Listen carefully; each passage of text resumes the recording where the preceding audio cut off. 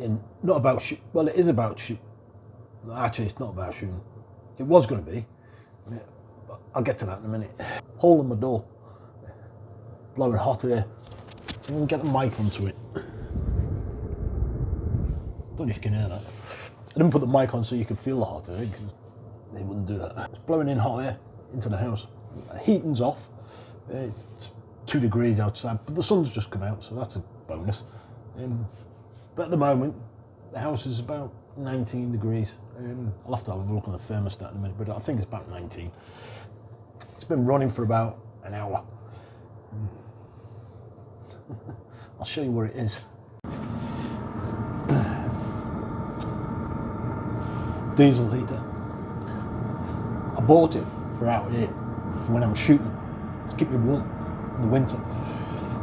Because I've got a colour gas heater, but when colour gas goes cold, it slows down. So it disbands in the bowl. I hope you can hear me because that's ticking away. It's not loud, but you can hear the whistling of the fan. Well, not the whistling, the howling of the fan. This is a Sunster 6 litre diesel heater, up to 8 kilowatt. Whether it gets to 8 kilowatt, I doubt it. But anyway, this has got, you see a lot of diesel heaters, 60, 70, 80 quid on Amazon or AliExpress or whatever. This is a little bit further up the scale because it's got a better control board and it's remote, Bluetooth, and Wi-Fi. Although I can't get the Bluetooth to work on that phone because that phone's a little bit old. I've had it about 8 years. Still works fine, so why replace it? It's a good big kit, this. It's the right piece of kit. If you wonder what this is, there's downfalls to this. The outlet, it's very thin, so this tube don't sit on there very well. You can screw it on, supposedly, but it don't stay there. So I've got a little catapult plastic band tubing just to hold it on there. And then the outlet is here and it's going up. But don't worry, there is a drip hole at the bottom down there for the exhaust. It's not staying here. This is just me experimenting with it. We'll take a look. So you can see that's a control board. Ignore the temperature because it's taking the temperature off of the box as well. So ideally you want that indoors. I did want this indoors, the whole unit, and have the exhaust, that, going out the wall. Reason being, this is circulating, sucks in fresh air from this side and blows out the hot air, which is going into the house. Problem is, it's 2 degrees cold air getting blown in there. So this is working harder to produce the hot air. If this was indoors, it'd be taking the warm air, sucking it in and heating it up even more. So the house would warm up a lot quicker and this would be a lot more efficient that way. But the downside is that if you have an exhaust going out, where it connects in the inside, if you have a leak coming out of this, that's carbon monoxide. You're going to poison yourself. So that is the downside of it. So I need to think about that. I've seen people have these on the outside and feed the hot outlet through the wall, which, like I said, is the better option, it's a safer option, but the unit's working harder that way. So yeah, so what I might do is build a box indoors, a big box, and make it into like a seating box, because this gives off heat as well, so it will heat the seat box as well.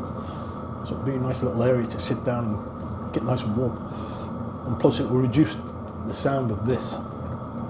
And then if that leaks by any remote chance, I've got carbon monoxide detectors all around the house anyway, but if it does leak, it'll go out of the hole in the wall, hopefully, depending how big I make the hole in the wall.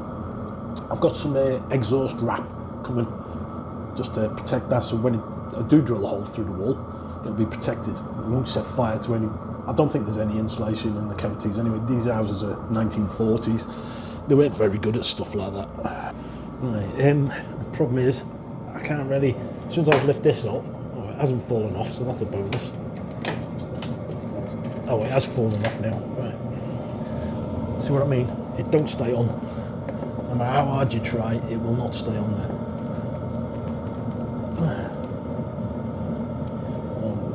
Balance it for now. Lift it up. So this is the 6 litre tank, and that's the burner in there. So it's sealed, so there's an inlet with a filter down here, sucking in the air, going into the combustion chamber, getting ignited by the diesel, and then exhaust out the pipe, exhaust out that way. That's all in sealed unit. And then it sucks in cold air from this side and blows it over the combustion chamber, giving you hot air coming out that way.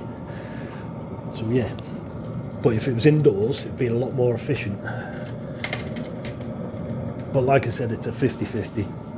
Indoors, it's more efficient. Could get carbon monoxide poisoning. Outdoors, less efficient, won't get carbon monoxide poisoning.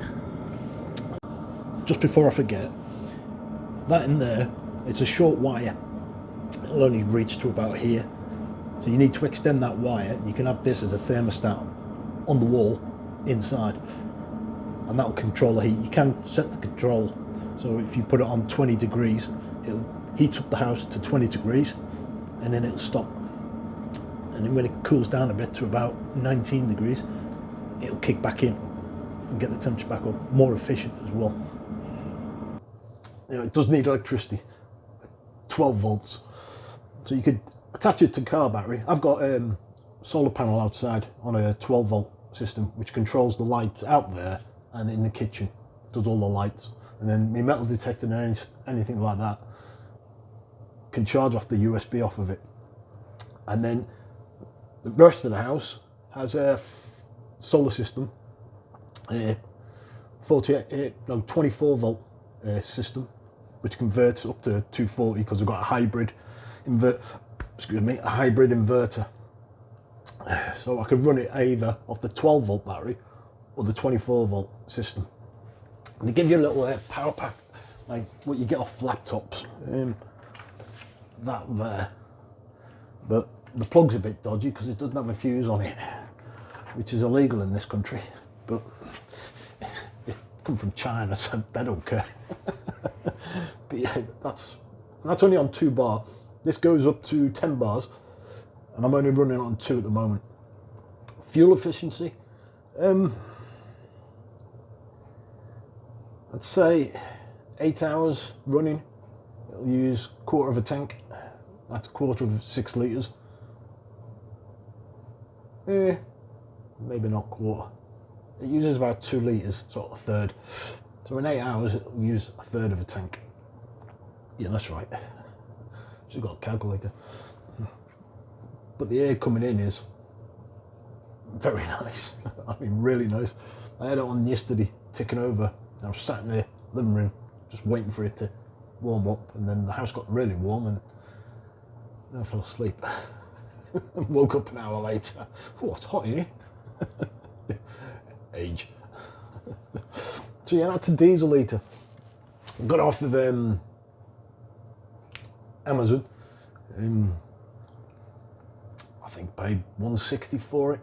Yeah, $160. This is this Sunster, one of the better ones. It's called the Sunster Toolbox, 8 kilowatt, but it's China, so it's not going to be 8 kilowatts. It's probably going to be about 6. It won't just. It's not just diesel. It'll run on diesel. It'll run on kerosene or oil boiler, heating oil, whatever they call it. Paraffin, if you want, I suppose. Cooking oil. I think it needs to be vegetable oil, and engine oil. If you work in a garage, you're servicing cars, and all that oil you're getting, put one of them in your garage, and it'll keep you warm. Free oil as well. So you won't need anything. Like I said, it runs off a 12 volt battery, so you can just connect this straight to a car battery and it'll work. But just remember, your car battery will flatten eventually, so you need to keep it charged at some point, but don't have it charging while this is plugged in, because some people have done that and trickle charged the battery, and this plugged into it, and it's blown the control board, because trickle charge isn't a steady pulse, it's a pulse, pulse, pulse. And a control board don't like that. So yeah, don't do that. Yeah. Anyway, thanks for watching. It's only a quick one just to show you what I'm doing. But like I said, I've got to, at some point, put it in the living room and have it blown directly into the living room. Because at the moment, it's coming into the kitchen, heating the kitchen, and then going into the dining room, and then into the living room. I just want it directly straight into the living room. So I'm not bothered how cold it is in the kitchen. Right, so there it is. I built a cabinet for it, well, mini shed outdoors. I'll show you what that is in a minute. It goes up and through.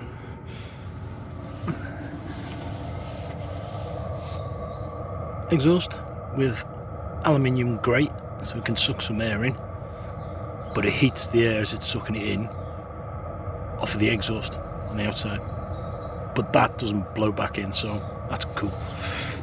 Let's get this lid off. So there we go. So the outlet, the hot air goes into the wall through there. It sucks the cold air from the back here, but it's not cold air because in here it's quite warm because of the exhaust there, heating up the air, and this heats up the air a bit as well. Yeah. And I've got half a tank. So this has been installed and running for about 3 days now. I'll explain in a minute. Right, so that cable you saw is coming through and goes up to this. This is the control panel for it.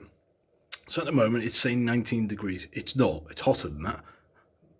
But because it's close to the window and this is an outer wall, it's cold and it's leaning against that wall, so it's registered in that as well. As you can see, it's only on 1 and it's been running for an hour now. So that's where it comes in, through that vent there. It blows toasty hot air. And when I'm not using it, I've 3D printed a cap which sits over the top, but you don't want it on there because when it's not running it will draw in cold air, so you can feel the draft coming through. So having a cap on it seals it. So yeah, that's pretty cool. Now the actual temperature in here, if I can see, is 20. So it's 20 degrees in here. The top one, which says 17, is the actual heating. So when it gets down to 17, the heating will kick in. But the actual room temperature is 20. And it's on 1 bar. When it first starts, it starts on 3 bars and starts kicking in the heat. Yeah, excuse the rifles, it's something I'm doing. 3 bars. And I'll leave it running for about 5 minutes on 3 bars. And then I'll turn it right down to 1 bar. That half tank is about 10 hours running in total in past 3 days. And it's lovely and toasty in here. Yeah, so that's a diesel heater. That's the best way to do it.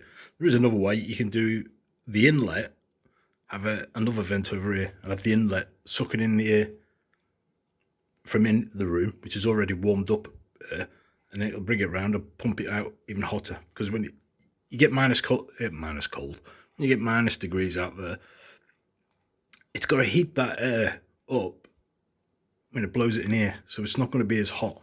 But at the moment, that's about 86 Celsius coming out of there in that tube. Hang on. Right, so I've got a thermometer, and if I get it right, get it in the hole, there you go, 89. Well, 83 now. Inside that. By the time it comes out here, it's not, but yeah. That's 83 degrees. It don't take long to heat this room. This is a fairly biggish room. It's probably 1.5 times the size of garage. It's wide as well, and then also the kitchen through there as well. It heats. I have the upstairs door shut, well, the hallway door shut, and it just heats all of this and that at 20 degrees. and it'll actually go hotter than that. After about 2 hours, it reaches about 22 degrees, and that's just on the 1 bar. That's all I have it on, just 1 bar. You don't need any more than that in a room this big. Yeah, so there you go. A diesel heater, which I bought for when I'm shooting outside, and then I completely changed my mind and thought I'm having it in the house. Yeah. Thanks for watching. See you on the next one. Cheers.